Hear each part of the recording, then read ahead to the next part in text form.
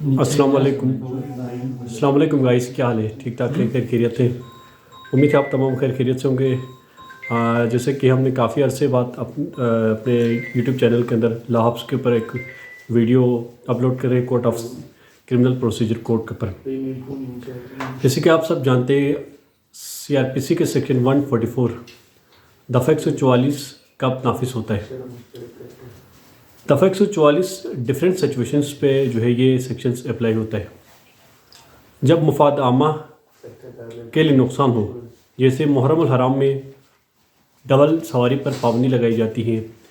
इसके अलावा गर्मियों में समंदरों पे पाबंदी लगाई जाती है, यानी साहिल समंदर में कोई बंदा ना जाए, क्योंकि उसके जाने से क्या होता है, लोगों के लिए नुकसान होती है, यानी उनकी जानों के लिए नुकसान होती है। तो आज हम फर्दर पढ़ेंगे कि ये जो सेक्शन 144 किस चीज़ के ऊपर डिस्कस करता है। तो हम आज इसका बैरिक से पढ़ लेते हैं। जैसे कि power to issue order absolutely at once in urgent cases of nuisance or apprehended dangers. In case where the opinion of the Zilai Nazim upon the written recommendation of the district magistrate of police officer, executive district officer, there is sufficient ground in the proceeding under these sections and immediate prevention or speedy remedy is desirable.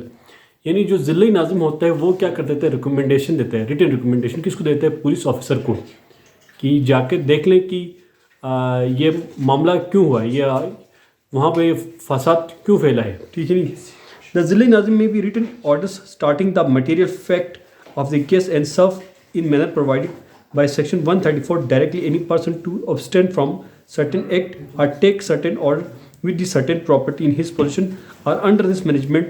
The Zilai Nazim considered that such direction is likely to preventing or trending to prevent obstruction, annoyance or injury, or risk obstruction, annoyance or injury to any person lawfully employed or dangerous to human life, health or safety, disturbance of the public tranquility.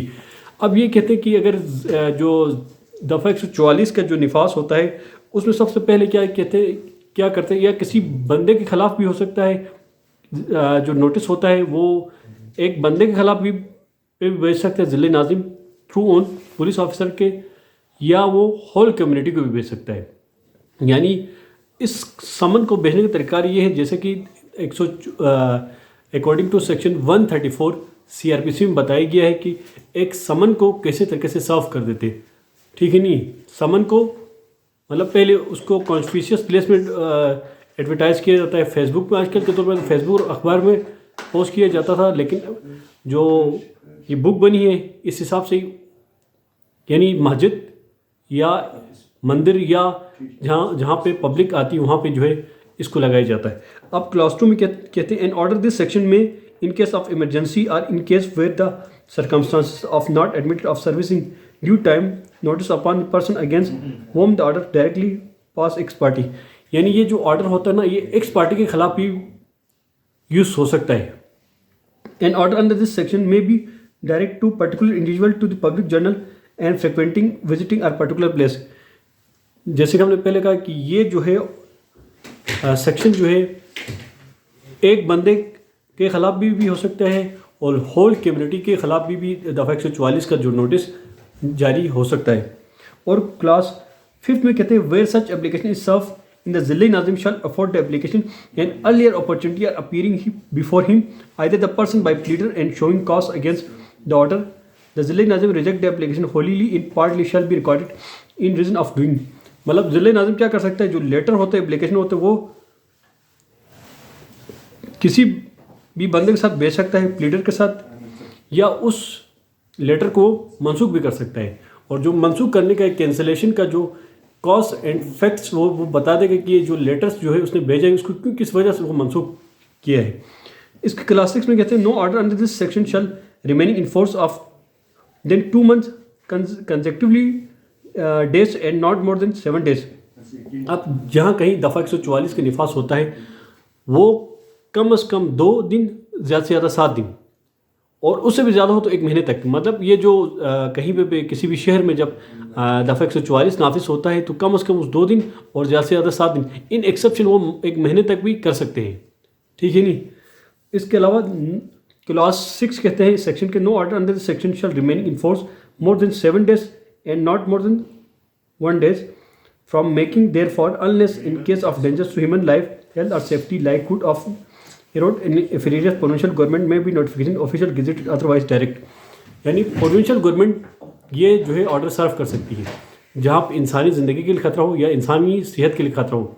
यानी जैसे कि 2019 में जो है Covid का जो है जो दौरानिया था, ठीक नहीं, उसमें क्या करते थे, पुलिस जो है लोगों को स्ट्रिक्टली सैनिटाइज करने और मास्क पहनने की पाबंदी करती थी, जिससे क्योंकि आवाम की सेहत के लिए वो प्रोटेक्शन के लिए ये इकदाम कर रही थी। तो क्लास 7 सेक्शन 144 के क्या कहते हैं, in the application of sub section 1 to 6 that district where the local government election have not been held, the Zilli Nazim has not assuming charge of officer in reference to the provincial in a provision to the Zilli Nazim shall be read in reference to district magistrate officer in relation to such officer। अगर election ना हो, ठीक है नहीं, अगर election नहीं हो तो वहाँ पे ज़िले नाजिम नहीं हो सकता। मतलब एक डिस्ट्रिक्ट है जहाँ पे अभी तक इलेक्शन नहीं हुआ हो तो वहाँ पे जो है जो ज़िले नाजिम के इख्तियार किसको हासिल होते हैं, डिस्ट्रिक्ट कोऑर्डिनेटर ऑफिसर को हासिल है। यानी ज़िले नाजिम की गैर मौजूदगी में इलेक्शन न होने की वजह से अगर ज़िले नाजिम वहाँ पर अपॉइंट नहीं हुआ है तो उस जगह पे डिस्ट्रिक्ट कोऑर्डिनेटर ऑफिसर उसके इंचार्ज को अपने बिहाफ पे में ले सकते हैं।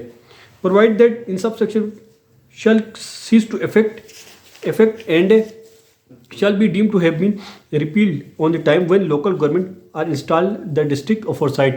यानी डिस्ट्रिक्ट गवर्नमेंट की जिम्मेदारी है कि वो आवाम के मुफादात और आवाम की मेंटेनेंस और पीस लॉ एंड ऑर्डर के लिए मेंटेन करने के लिए सेक्शन को एप्लीकेबल किया जा सकता है। तो गाइस आज के इस सेक्शन के लिए यहाँ तक काफ़ी है। नेक्स्ट वीडियो के लिए आप हमारे चैनल को लाइक करें, सब्सक्राइब करें। थैंक यू, अल्लाह हाफिज़।